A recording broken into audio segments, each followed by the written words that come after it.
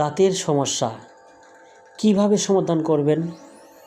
আছে, অবশ্যই একটা উপায় আছে। কি জানেন?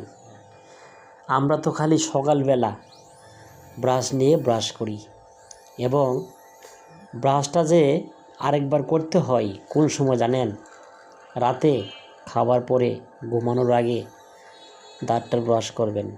দেখবেন দাঁতের ব্যথা, দাঁতের যন্ত্রণা শিরশির করে থাকবে না।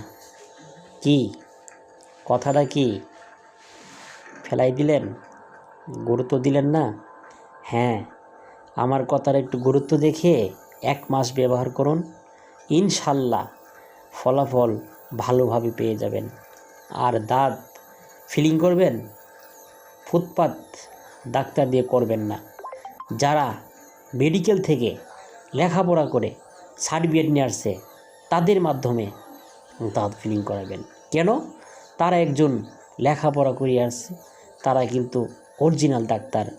আর যারা ফুটপাতে বসে তারা কিন্তু হাতুড়ি ডাক্তার। তারা কিন্তু আসলেও বুঝে না কিভাবে ওষুধ লিখবে, কি করবে না করবে, অ্যান্টিবায়োটিক মেরে দিল। এতে কিন্তু আমাদের প্রচণ্ড লাস্টে ক্ষতি হতে পারে। কথাটা মনে রাখবেন।